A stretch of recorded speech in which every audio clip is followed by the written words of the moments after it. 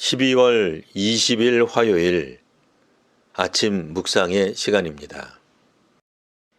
오늘 우리에게 주시는 하나님의 말씀은 신약성경 요한일서 2장 1절에서 2절까지 말씀입니다. 다 함께 봉독하겠습니다. 나의 자녀들아, 내가 이것을 너희에게 쓰면 너희로 죄를 범하지 않게 하려 함이라. 만일 누가 죄를 범하여도 아버지 앞에서 우리에게 대언자가 있으니 곧 의로우신 예수 그리스도시라. 그는 우리 죄를 위한 화목제물이니 우리만 위할 뿐 아니요 온 세상의 죄를 위하심이라. 아멘. 초대교회 안에 침투한 거짓 교사들은 예수님이 육체로 온 그리스도가 아니라 하였습니다. 그렇게 되면 예수님은 구약에서 약속한 그리스도가 아니게 됩니다.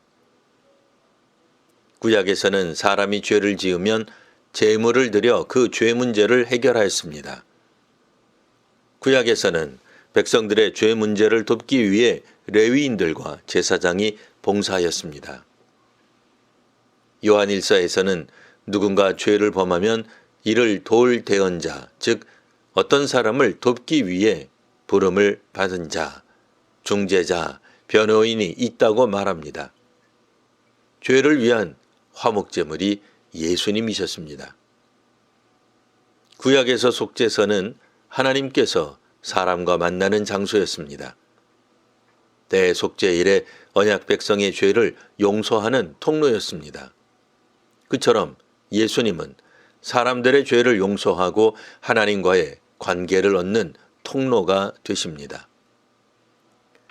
예수님은 십자가 희생을 근거로 하나님께 사람들의 용서를 요청하십니다. 그런데 거짓 교사들은 예수님께서 구약에서 기다려온 메시아가 아니라 하므로 죄에 대한 문제를 해결하지 못하게 하는 결과를 가져왔습니다. 그래서 3절에 나의 자녀들아, 내가 이것을 너희에게 쓰면 너희로 죄를 범하지 않게 하려 함이라 쓴 것입니다.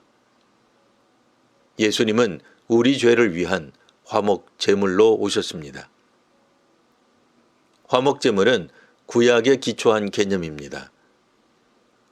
예수님께서는 구약의 제사를 단번에 드리신 영원한 희생 제물이 되셨습니다. 하나님과 사람을 화해시키는 제사를 예수님으로 완성하셨습니다. 그러니 예수를 그리스도로 믿는 자는 죄를 범하더라도 예수님을 통해 하나님과 화해의 자리로 나갈 수 있게 되었습니다. 이는 구약시대에 이스라엘 백성이 범죄한 후에 제사를 통해 하나님께 나아갔던 것과 같습니다. 하지만 일부 유대인 출신 교사들은 나사렛 예수의 그리스도 되심을 부정하였습니다. 그리고 이 가르침은 초대교회 안에 스며들게 됩니다. 그리고 상당한 영향력을 끼쳤던 것으로 보입니다. 유대인들은 예수님을 통해 완성된 제사를 인정하지 않았습니다. 하나님께서 예수 그리스도를 보내심을 믿지 않았습니다. 하지만 예수님과 동행했던 1세대 제자들은 예수님을 그리스도로 믿었습니다. 때문에 예수님의 계명을 지키는 것이 하나님의 뜻에 합당하다 믿었습니다. 이제 1세대 제자들은 예수님을 직접 만나지 못한 다음 세대 성도와 교회들에게 예수님께서 직접 하신 말씀과 행동을 전할 필요를 더욱 느끼게 됩니다. 구약을 통해 계시된 하나님은 예수 그리스도를 통해 더욱 분명하게 드러납니다. 유대 사람뿐 아니라 전 세계 사람들을 하나님께서는 부르십니다. 유대인이 아닌 이방인들도 하나님의 백성으로 초대하십니다.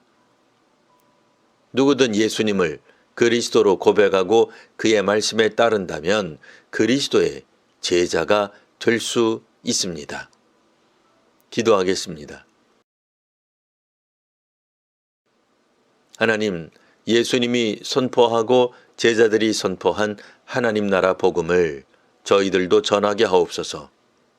초대교회 시절에 일부 거짓 교사들에 의해 복음을 다르게 해석하고 받아들인 이들이 있었습니다. 오늘날 한국교회에 복음이 바르게 선포되게 하옵소서. 예수님을 믿어 구원에 이르는 복음을 전하게 하옵소서. 예수님 이름으로 기도합니다. 아멘.